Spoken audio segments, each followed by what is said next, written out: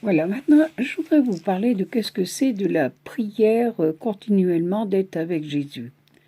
Les personnes pensent c'est que d'avoir le chapelet à sa main du matin jusqu'au soir et comment dire que de prier. Non, non, non, non, il n'a pas que ça.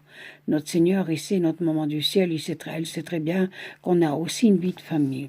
Alors beaucoup de ménages quelquefois sont détruits parce que bon, mettons, c'est la femme qui prie énormément, elle doit faire ses dévotions et tout, et que le mari n'a pas cette foi-là, donc ça dégrade.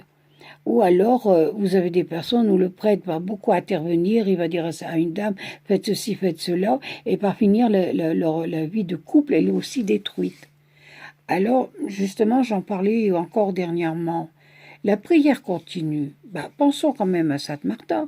Sainte Martha, quand elle faisait la cuisine, elle disait à Jésus, moi je suis dans mes casseroles, mais je fais la cuisine pour toi. Vous savez, quand vous vous levez le matin, bien sûr, la première chose, c'est de faire notre prière du matin. Le faire de signe de la croix, surtout qui est très important, de jeter de l'eau bénie par terre pour les âmes du purgatoire, et d'offrir notre journée, que tout ce qu'on prend dans la journée, si on n'arrive pas à faire des dévotions particulières, eh bien Seigneur, je t'offre tout ce qu'est-ce que je ferai aujourd'hui. Ça, c'est aussi une prière. Alors, des couples, ils sont mariés, ils ont énormément de problèmes dans leur couple, parce que, mettons, le mari va dire à sa femme, bon, écoute, j'en ai marre, que de devoir toujours attendre prier, j'ai pas marié une religieuse, t'es ma femme. Alors, la femme se sent vexée, elle est touchée.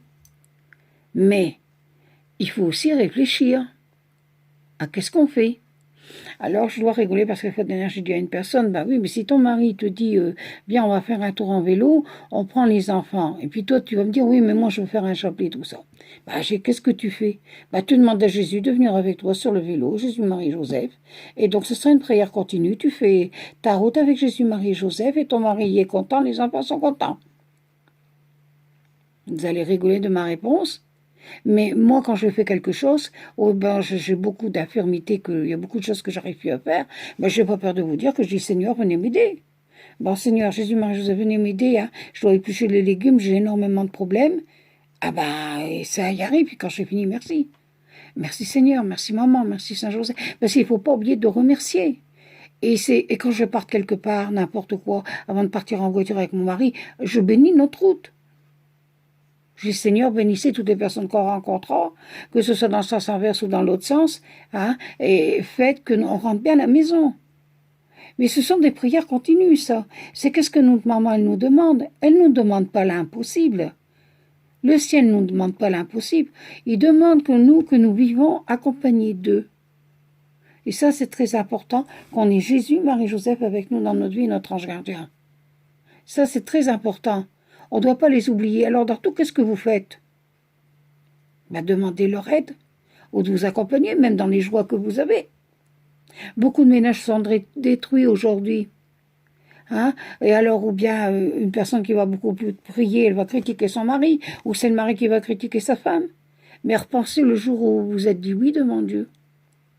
Vous aviez l'amour, vous étiez ébloui, vous aviez le cœur en fête. Alors, quand vous avez des petits à côté, la vie n'est pas facile, c'est normal. Alors mettez du vin dans votre eau et repensez le jour où vous vous êtes dit oui. Et si vous êtes déçu par votre compagne, par votre épouse ou par votre mari, priez l'un pour l'autre et demandez au ciel de venir vous aider. Alors offrez tout et soyez toujours accompagnés, prenez Jésus, Marie-Joseph avec vous. Et je peux vous dire que ça fonctionne. Moi, j'en ai fait la preuve et je remercie le ciel. Voilà, alors, soyez toujours accompagnés. Ne laissez pas dehors. Invitez-les. Avant de manger, faites votre prière. Après de manger, remerciez le ciel. Remerciez pour tout ce que vous avez, même pour les déboires. Même si vous ne comprenez pas, maintenant vous comprendrez plus tard. Mais ne laissez pas Jésus, Marie-Joseph à la porte. Quand je dis à la porte de votre cœur, laissez-les rentrer chez vous et faites-les vivre autour de vous. Aimez-les, glorifiez-les, louez-les et vous verrez votre vie, elle sera transformée. Je vous souhaite ces choses-là et que ce mois de mai soit super. Allez, au revoir, à la prochaine. Hein.